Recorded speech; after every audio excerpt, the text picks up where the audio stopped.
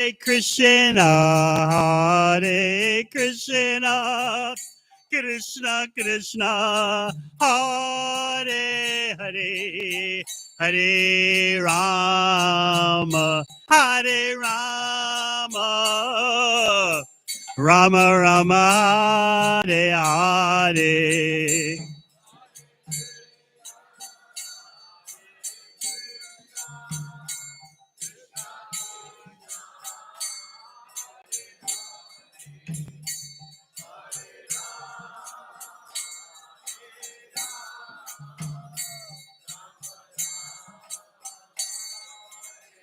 Hare Krishna, Hare Krishna, Krishna Krishna, Hare Hare,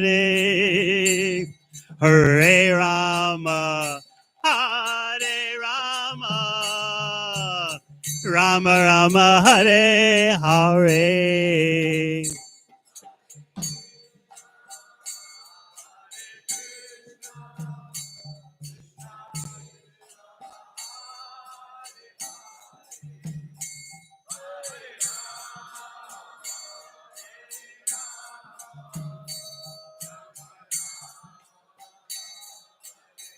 Hare Krishna, Hare Krishna, Krishna Krishna, Hare Hare, Hare Rama, Hare Rama, Rama Rama, Hare Hare.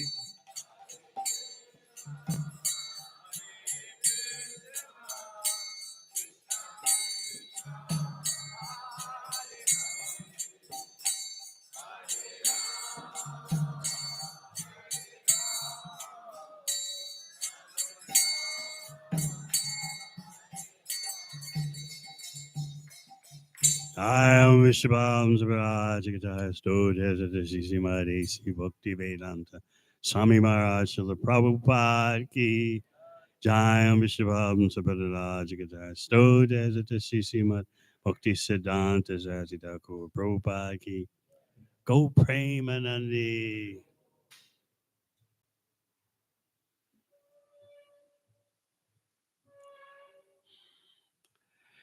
Reading today from Sri Chaitanya Charitamrita, Adi Lila, Chapter 7, Text 68. Jai Jai Sri Chaitanya Jai Nityananda Jai Advaita Chandra Jai Gaur Bhakta Vrinda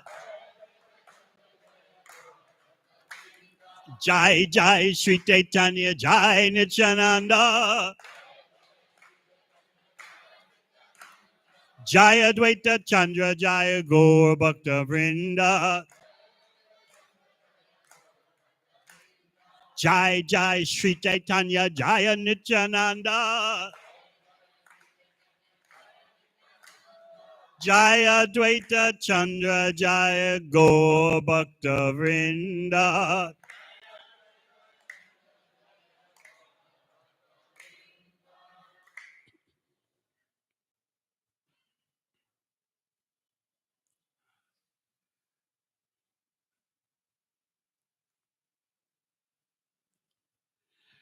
Sannyasi ha iya kor nartan gayan. Babu ka sabha sange loya kar sankirtan.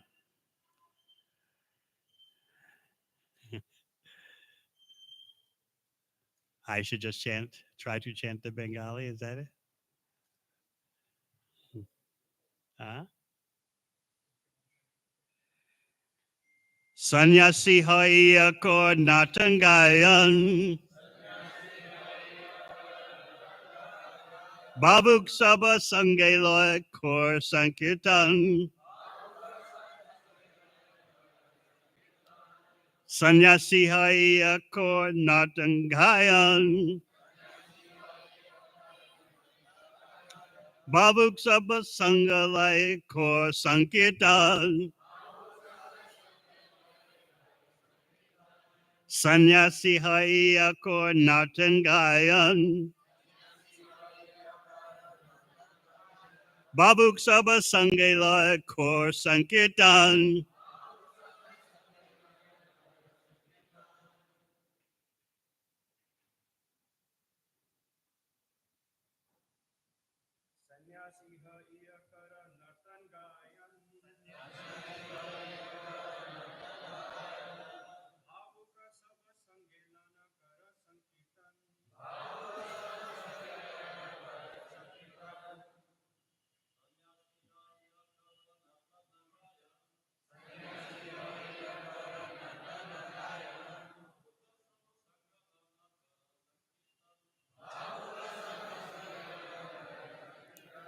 That's Loya Kor Sankirtan, not Lana, Loya.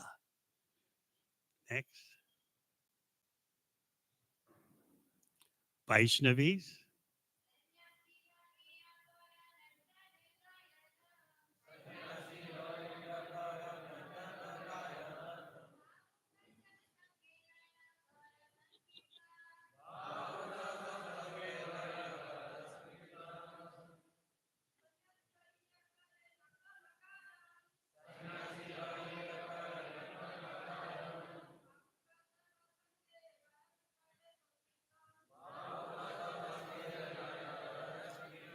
Sannyasi, the renounced order of life.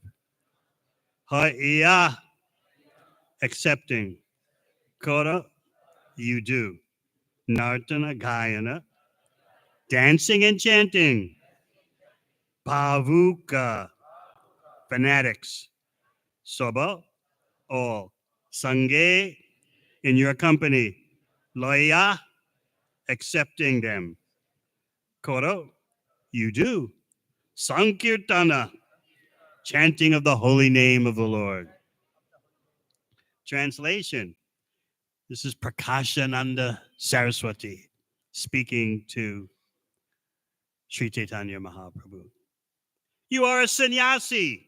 Why then do you indulge in chanting and dancing, engaging in your Sankirtan movement in the company of fanatics? Purport by His Divine Grace A.C. Bhaktivedanta Swami Srila Prabhupada. This is a challenge by Prakashananda Saraswati to Sri Chaitanya Mahaprabhu. Srila Bhaktisiddhanta Saraswati Thakur writes in his Anubhashya that Sri Chaitanya Mahaprabhu, who is the object of Vedanta philosophical research, has very kindly determined who is an appropriate candidate for study of Vedanta philosophy. The first qualification of such a candidate is expressed by Sri Chaitanya Mahaprabhu in his Sikshashtaka. Tranadapi Sunitena Toroeva Sahishnuna Amanina Manadena Kirtaniya Sadahari. This statement indicates that one can hear or speak about Vedanta philosophy through the disciplic succession. One must be very humble and meek, more tolerant than a tree, and more humble than the grass. One should not claim respect for himself, but should be prepared to give all respect to others. One must have these qualifications to be eligible to understand Vedic knowledge. Translation again. You are a sannyasi. Why then do you indulge in chanting and dancing, engaging in your Sankirtan movement in the company of fanatics? Om Ganachimidandasya Gananjana Shalakaya Chakshur Militang Yena Tasmai Sri Gurave Namah. Jai Sri Krishna Chaitanya Prabhu Nityananda Sri Advaita Gadadhara Sri Vasadi Gaura Bhaktivinoda. Hare Krishna, Krishna Krishna, Hare Hare, Hare Rama, Rama Rama, Hare Hare. Very interesting verse after such an ecstatic Guru Puja led by His Holiness Bhakti Marg Swami, where we all simply engaging in the company of fanatics? Were we being sentimental? That notion, present 500 years ago or so, is still present today. And we ourselves, as aspiring Vaishnavas, may harbor doubts about the efficacy, the power, the potency of the Hare Krishna mantra.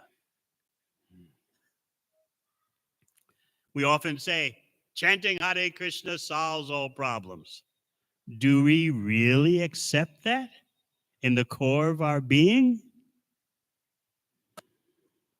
When a newcomer comes to the temple, what's one of the first things you say? Chant Hare Krishna, that will fix everything. But when it comes to our own life, then we have to be practical, right? So we compartmentalize our spiritual life. Yes, there's the Hare Krishna mantra, and then there's real life. And when the real life manifests its usual happiness and distress, problems of all types, we calculate that I must focus on the practicalities and de-emphasize my spiritual life.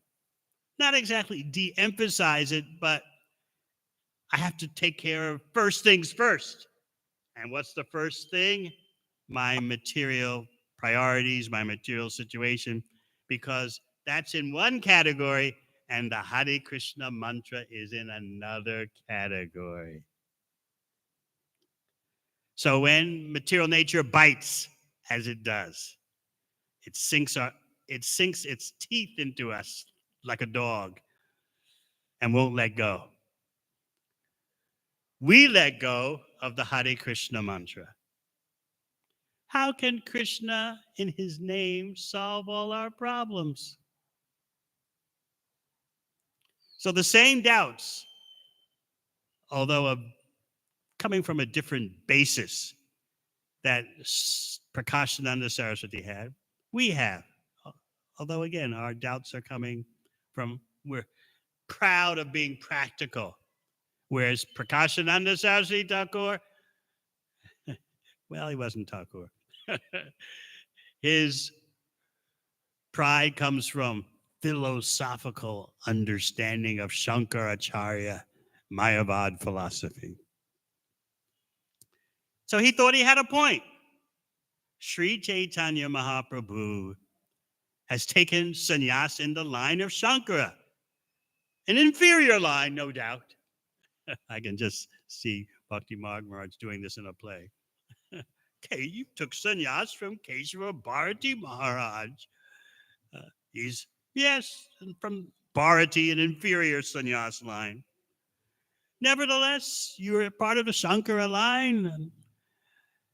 Why aren't you doing what you're supposed to do as a Pukka impersonalist? Now, Mayavadis, impersonalists who are anti-Krishna, they accept that, yes, you can chant Hare Krishna, you can worship Krishna, but those are just stepping stones on the way to Brahman. This Prabhupada would often comment, this notion has ruined India. They claim, to put it simply, there are many portals to the divine. Choose which one you want, and then when your powers have developed, you push aside these personal variegatednesses, and there's just the oneness.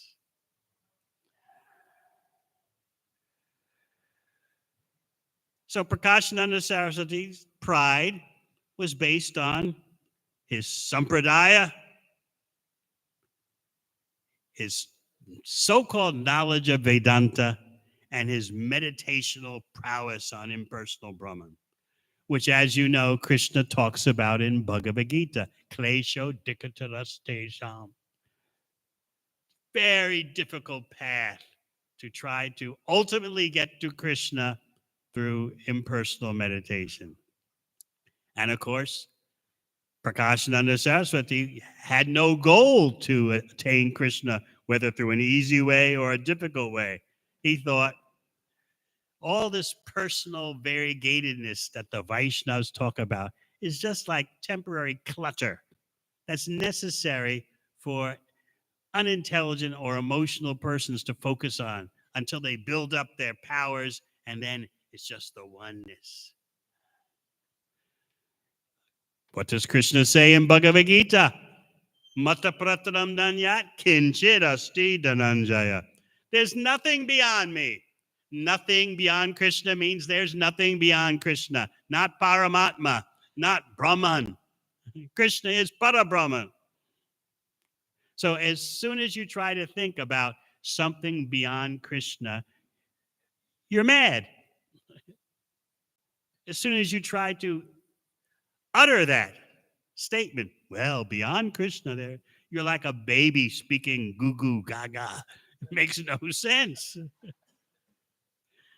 So the more we can understand this, the more concentrated and powerful our spiritual life becomes. There's nothing beyond Krishna. Everything rests upon Krishna as pearls are strung on a thread.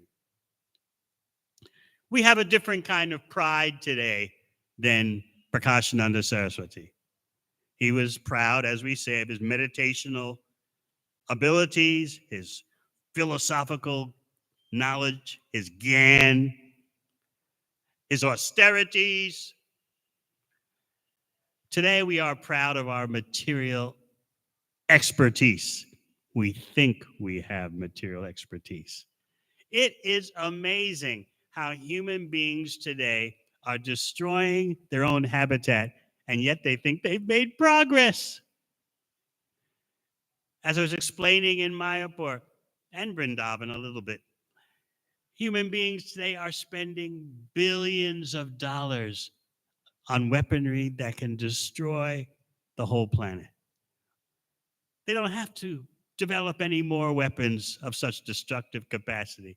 They don't have to spend any more money. Just a fraction of what they already have can finish off the Earth planet. But each crazy nation is thinking, our nuclear weapons will protect our borders, will protect our freedoms, will protect our people.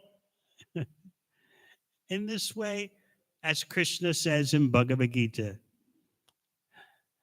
they're simply engaged in horrible works that will destroy the world. Of course, as Prabhupada pointed out, the creation of the world and the destruction of the world is not in the hands of these tiny jivas, but they can mess things up to a great extent. And that's what you see today in the name of progress.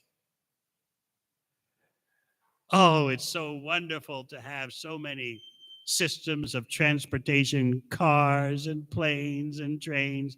Meanwhile, we can't breathe, but that's all right. Look how fast we can go. Look at how much food we're producing, saturated with chemicals. That's all right. There's food on the table. Never mind if it kills you. Look at the system of hard work, that the system that demands more and more of you. Where's the progress? Back in the 1930s, one of the most famous, if not the most famous economist of the 20th century, John Maynard Keynes, he made an ecstatic prediction of the 21st century. He put out a famous document, The Future for Our Grandchildren. And you know what it said? And everyone was just mesmerized. They were just hypnotized in delight. He said, By the time this century comes around, the major problem of human beings will be they have too much leisure time. Have you seen it happen? Too much leisure time. That will be the major problem. Anyone have this problem? He said, by the 21st century, everyone's going to be working 15 hours a week only. Anyone?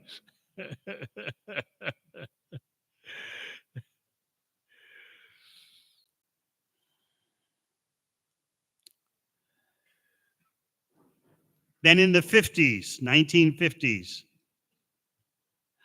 there was another campaign based on this economist's prediction.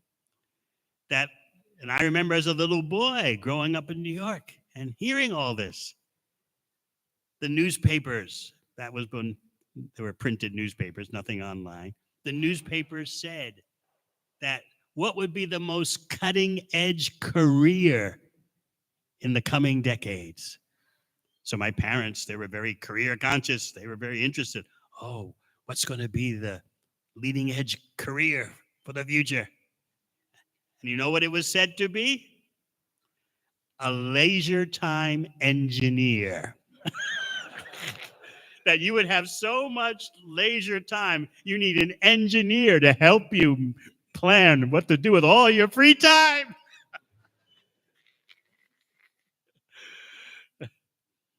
And furthermore, you wouldn't be known as a doctor, lawyer. You would be known for your hobbies, because your hobbies would be 75% of your life. What is he? No, he's not a doctor. He likes to swim in the pools. What is she? Oh, she plays cricket. But isn't that a lawyer? Isn't that a doctor? That's just 10 or 15 hours of the week. The main thing is the hobbies, because we have so much time. Has it happened to anyone? No. But the same kind of pride goes on today. We have made progress. And therefore, we'll solve our own problems somehow. Technophobia. Technology, somehow or other, will get better and better and save us. Meanwhile, the planet becomes more and more a dangerous place. As Krishna says, Shayaya Jagato Hita. You think you're giving benefit to the world, but you're actually destroying the world. What does Queen Kunti say in the first canto? Bhaveshmin Krishyamananam Avidya Kama Karma Bhi. You're struggling in this temporary material world. Your struggles, you think, are happiness. You think your struggles are leading to betterment. The struggles emanate from avidya, ignorance, nescience. And from that ignorance of your spiritual identity, forgetfulness of Krishna, what comes next? Kama, artificial desires, material desires. And from the kama, the artificial desires, comes karma, fruit of activity, karmic activity, which you feverishly engage in, thinking, this is going to help me, this is going to help me. So you have all these crazy human beings thinking they are making progress. And therefore, they can't even see the extreme danger of their situation.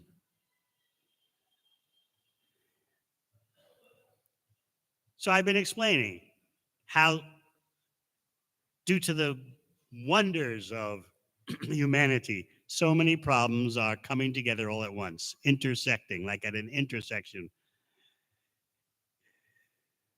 You can just visualize an intersection in Noida where several big roads connect. The sign says lane driving and no one pays attention. This is what the situation is today in the world.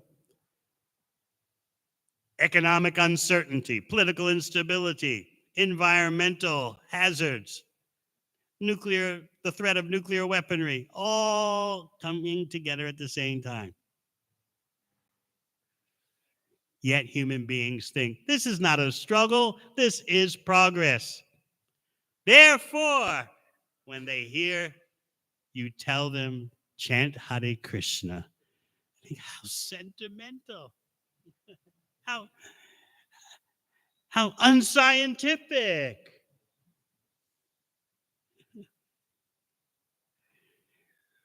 So the same pride is there in a different form. The same pride that Prakashananda Saraswati and his thousands of Mayavad's disciples, the same pride is there in a different way. We're proud of our technology. We're proud of our industrial advancement, even though it's destroying the world.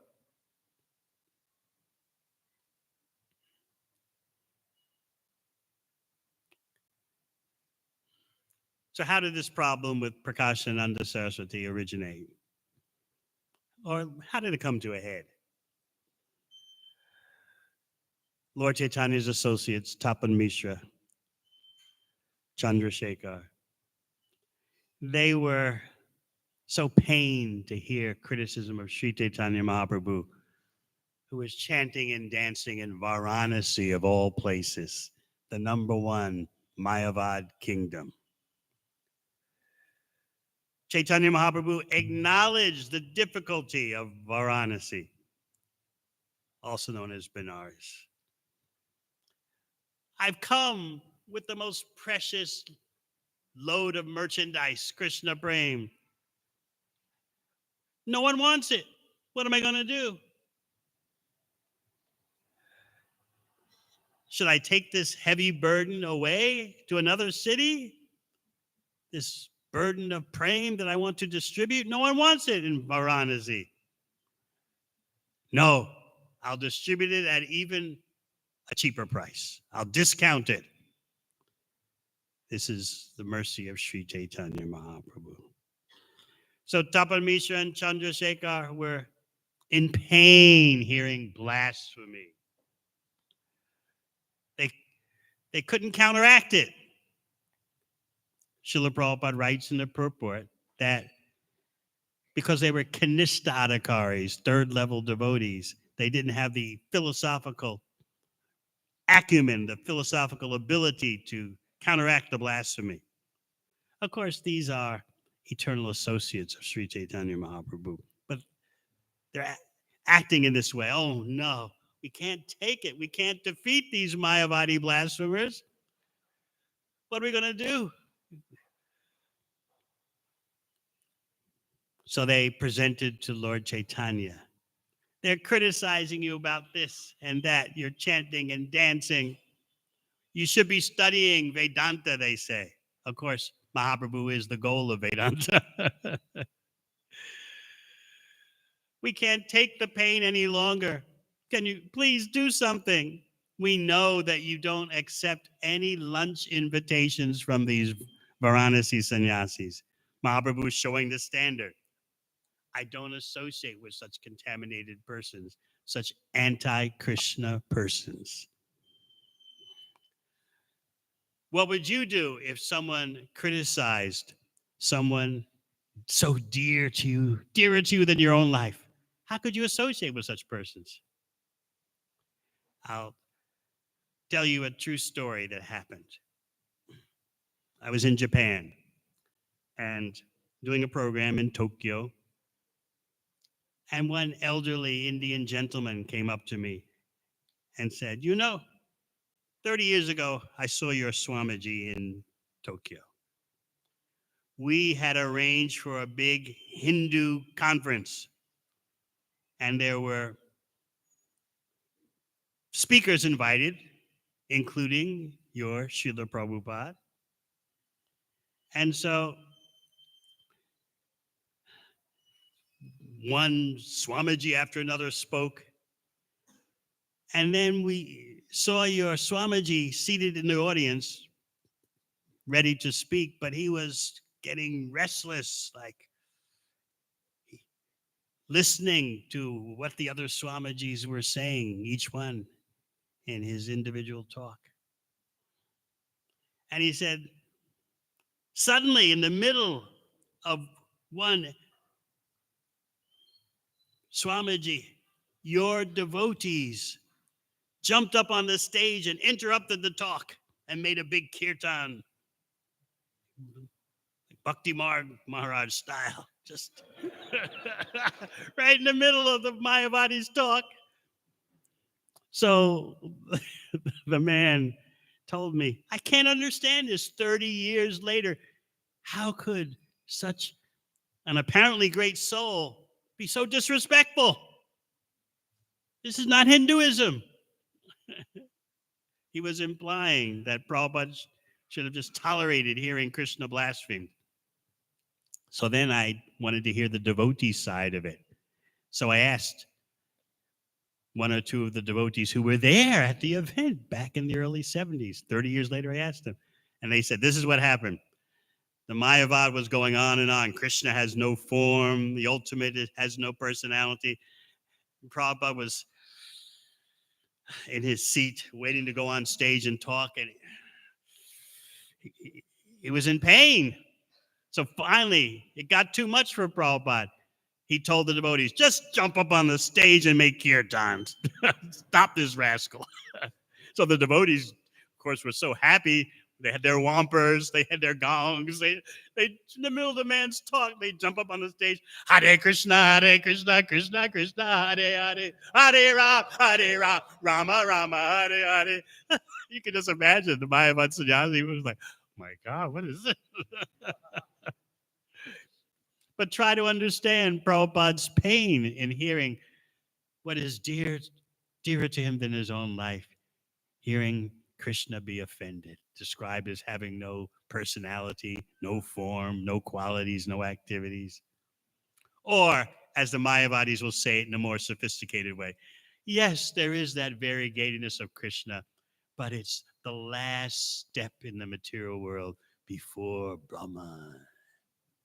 Same thing, but just said in a more condescending, corrupted way. So we should appreciate that these devotees, Tapan Misha and Chandrasekhar, they were in pain. And as part of the Leela, they felt incompetent to do anything about the blasphemy. So they presented it to Lord Chaitanya. And what was Lord Chaitanya's reaction?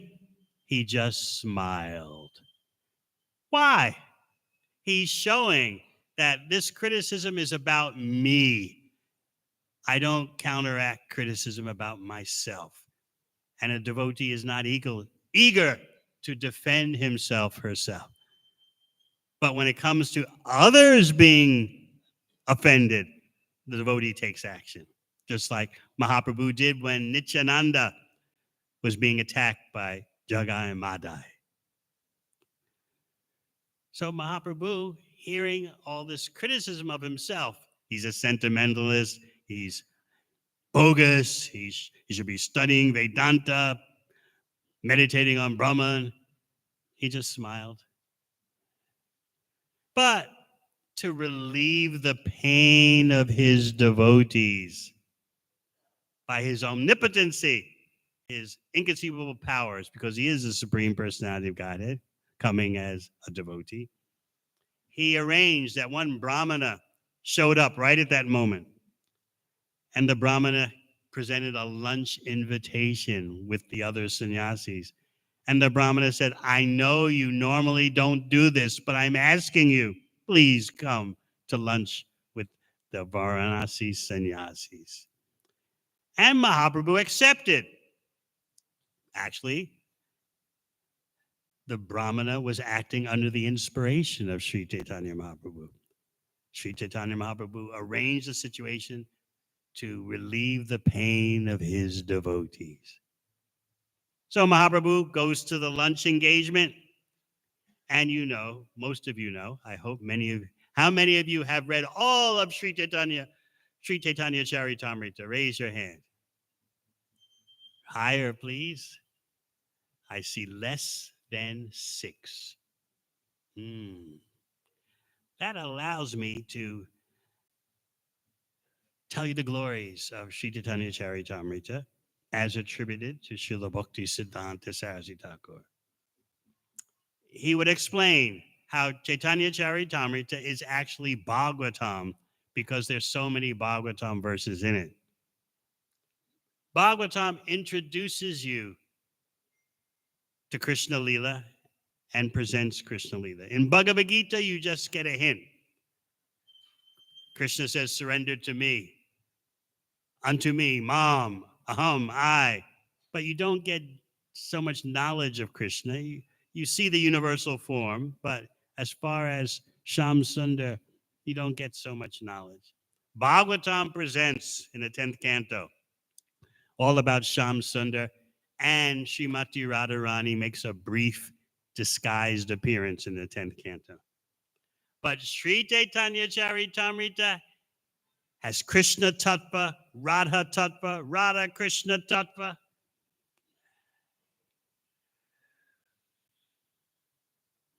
So Srila Bhaktisiddhanta Saraswati Thakur is quoted from many different sources as having said that if you're caught in the material world at the time of the cosmic annihilation, how many of you plan to be around for that? If you are caught in the waters of annihilation, because it will rain like no climate scientists could ever predict. So you're in the waters of annihilation, and you have to swim to save your life. What do you take with you? You take with you as you're swimming Bhagavad Gita, Srimad Bhagavatam, and Chaitanya Charitamrita. But suppose you're getting exhausted. You can't swim with all those shastras. So Bhaktisiddhanta Saraswati Thakur said, first you let go of Bhagavad Gita.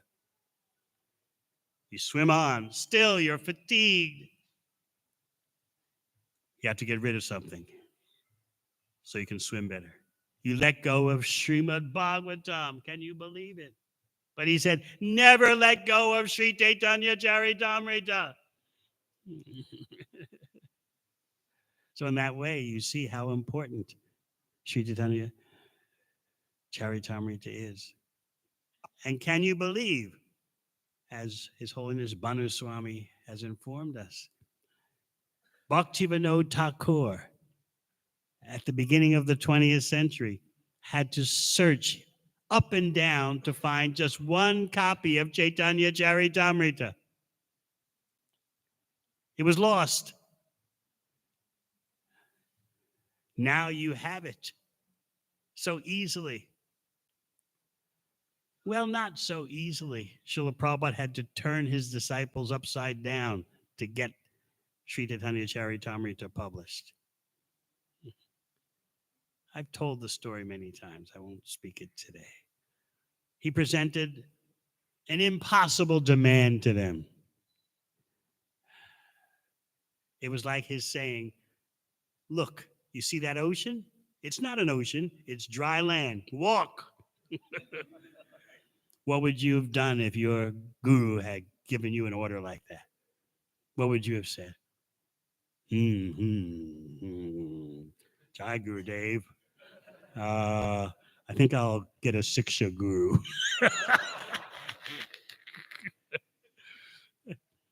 He told the devotees something that materially made no sense and said, if you don't do this, you all are rascals. And you know, in India, that's a very strong term. It means I cut you off.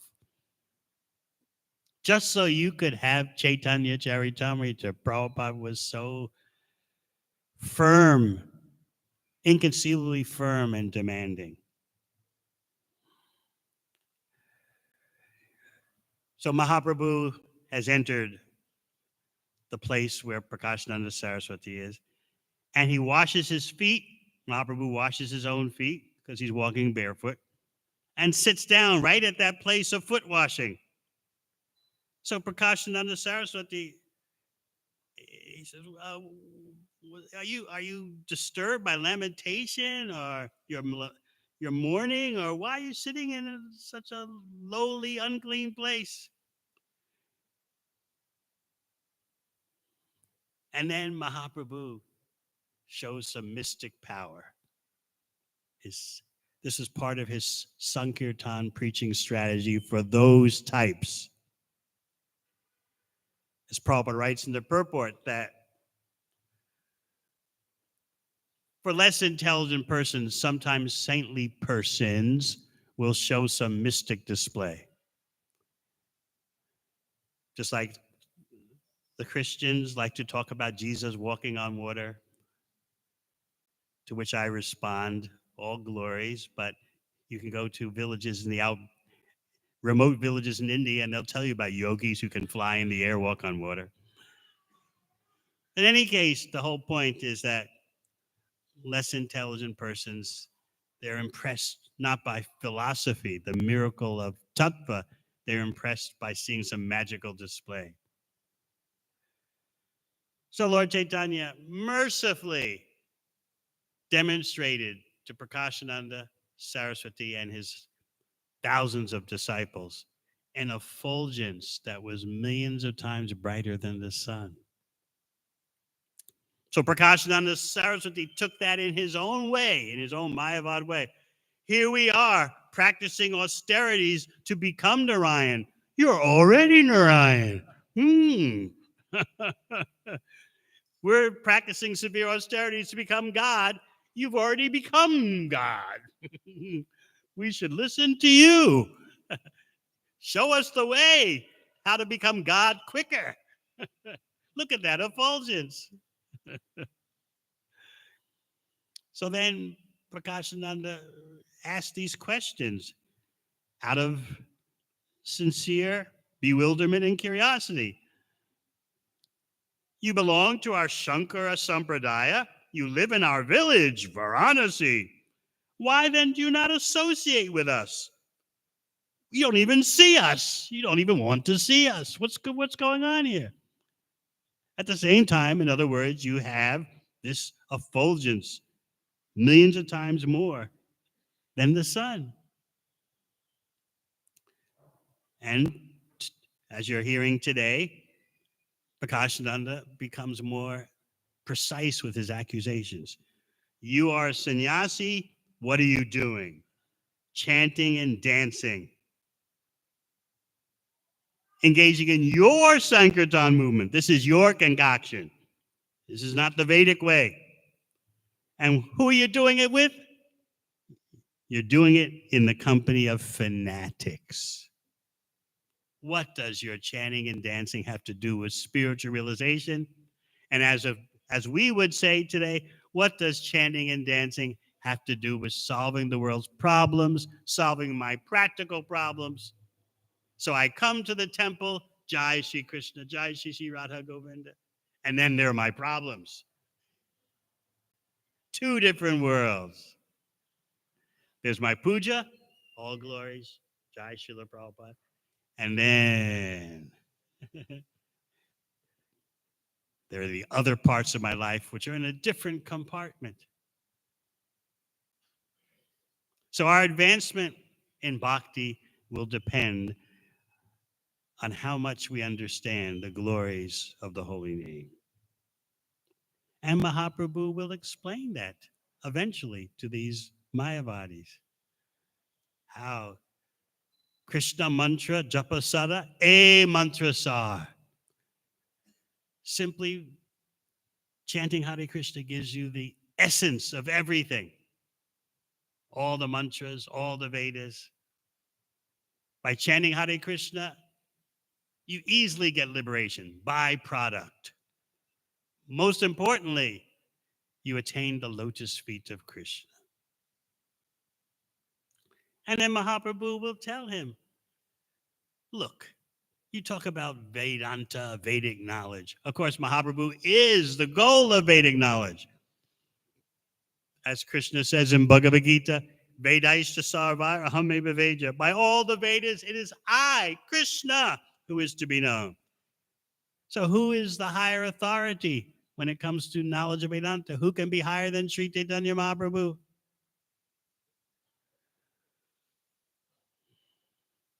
And he says, my spiritual master called me a fool and told me to chant Hare Krishna.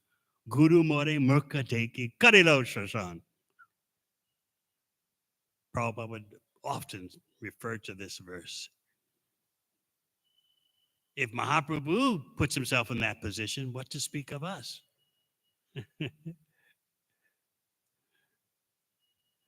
With our crazy so-called civilization, we're not mudhas, we're not fools, we're vimudha, super fools.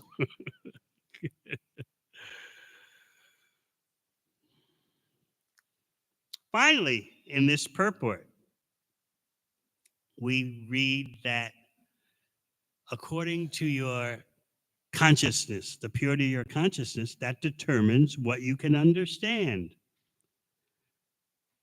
As Prabhupada concludes the purport, one must have these qualifications to be eligible to understand Vedic knowledge. What are those qualifications?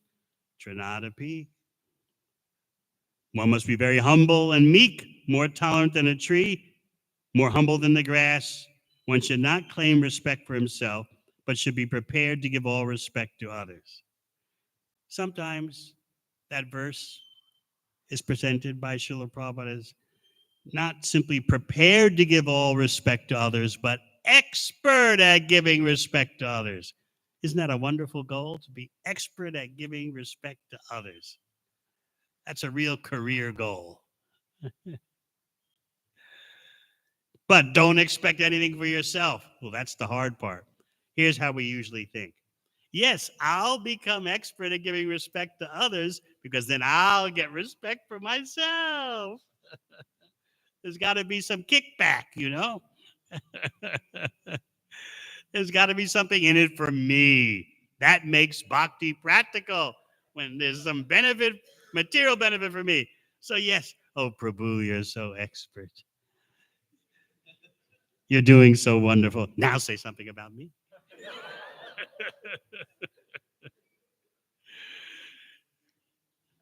How are we ever going to come to this level? It's only by the mercy of Sri Sri Gauranitai. It takes divine empowerment to act on this verse, Chanadapi Sunichena. It's nice to recite it, but we need to beg for the empowerment to act in this way. How to be more tolerant than a tree. I mean, is this for real? When we start practicing this, then we're making real progress. And that real progress allows us to understand the science of Krishna. So, final point. There's a big difference between the Western worldview and the Vedic worldview. The Western worldview, which is destroying the world, says that it doesn't matter your behavior. Your behavior does not affect what you can understand. Whereas the Vedic viewpoint is knowledge is state specific. According to your purity of consciousness, that determines what you can understand. Whereas in the Wild West, their view, which is has taken over the world, whether you drink, take drugs, have random lust affairs, that's your personal business. It doesn't affect your intellectual capacities. Anyway, all morality is relative. There's no absolute standard of morality, they'll tell you. The moral taboos are just put in place by societies to keep order. But actually, everyone can determine for himself, herself, what is right, what is wrong. And if according to your own personal standard of morality, you make a mistake, what do you do next? You forgive yourself.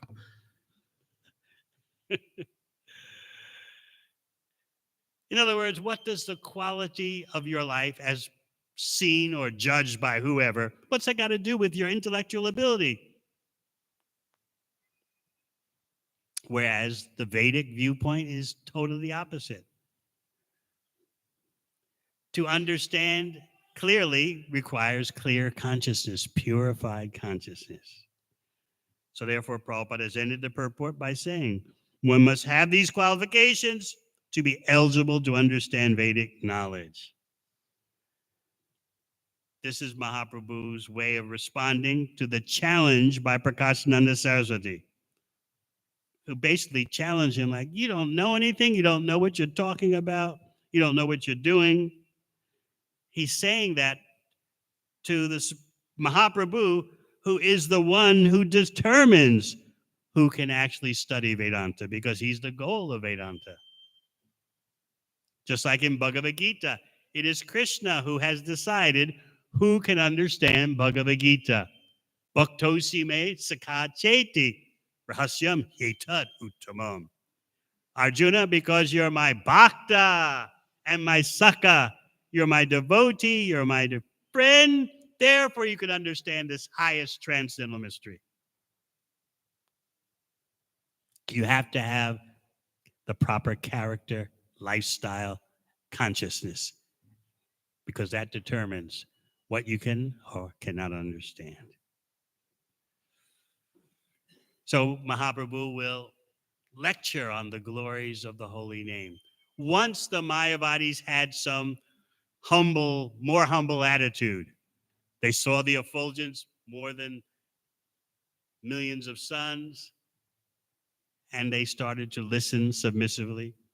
Because Prakashananda Saraswati reached to help Mahaprabhu from being seated in that unclean place, that was devotional service, which allowed him to understand something. And then Mahaprabhu could speak the glories of the Lord, which you don't do to someone who's unfaithful. So let us pray to Sri Sri Gauranitai that we can cease this compartmentalization in our life, in which there's the Hare Krishna mantra, and then there's our real life. I remember during my time of filing Srila Prabhupada's correspondence in Los Angeles, I had all the letters written to him and all his responses. And I saw one devotee wrote Prabhupada and said, I'm sorry, but I'm heading back to normal life, the real life. And Prabhupada wrote, your normal life is Krishna consciousness. That is real life.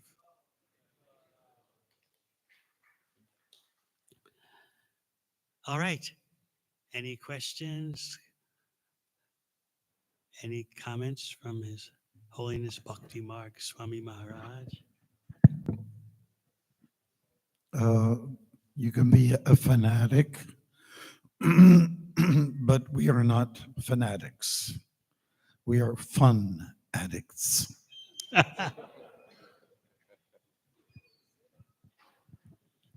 That's all. It's always fun with you, Maharaj, whether eating together or talking together or chanting together, dancing together. You're always fun.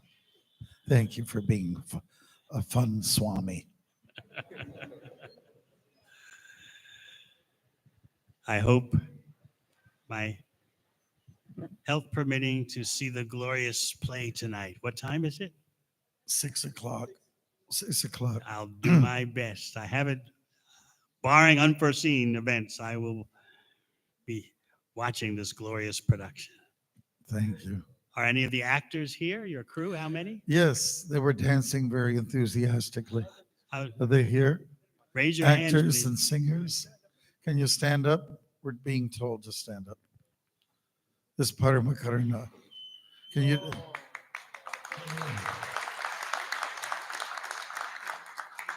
Any men, or just it's all ladies production?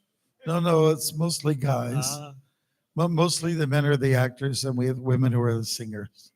Who else is there? Okay, come forward, Prabhus. Come. We have anger and we have madness. And this is Kali here. And we have Illusion over there. We'll stay away from you. And two of the girls there, they're singing for us. Wow, it's Gora Bhumi Devi. Hare Krishna. Yes, that's right. Yeah. Thank you all for what you're going to do, and barring unforeseen events, I plan to be there. Thank you, Maharaj. Any questions?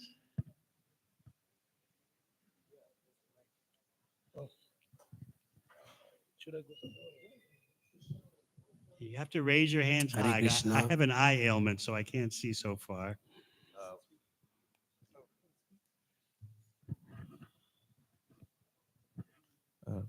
Hare Krishna Maharaj. Yes. This is my humble obeisances. There was the point you discussed about artificial desires and karma.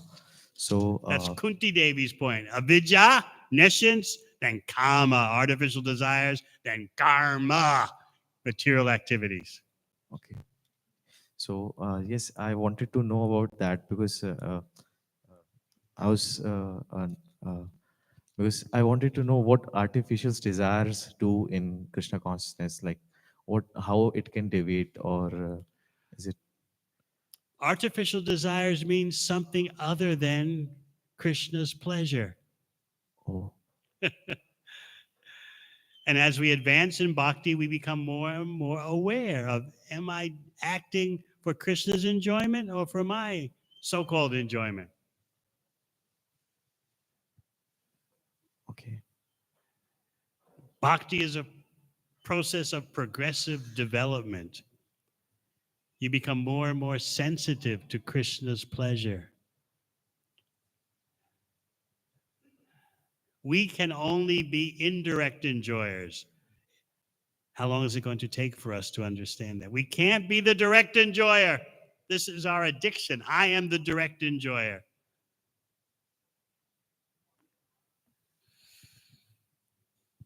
But we enjoy when Krishna enjoys first. But the secret is that the devotee acting in that way enjoys more than Krishna. So how can Krishna be the supreme enjoyer then? He says, I will come as my own devotee, Sri Chaitanya Mahaprabhu, and taste what the devotees are tasting. And that way, Krishna still gets the best, but as a devotee. So, as we read in Chaitanya Charitamrita, all the incarnations of Godhead, all the avatars would rather be devotees than incarnations. And here we are thinking, if only I were God. Ishvaro hambogi, siroham balavan sukhi. But the incarnations, the avatars, would rather be devotees, and they do that in Gaura Leela.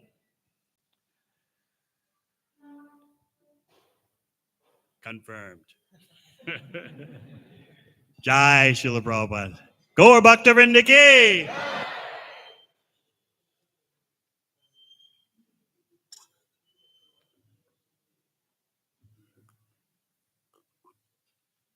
Hare Krishna. Hare Krishna Maharaj. Yes? So I have one question. Oh, I thought we were ending, but since you're part of the divine theater crew. He plays anger.